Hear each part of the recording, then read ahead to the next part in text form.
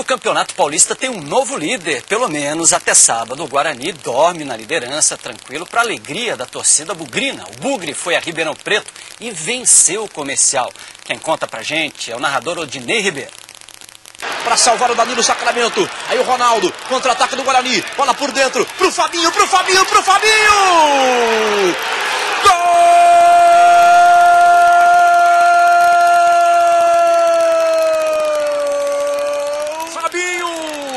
Número 11.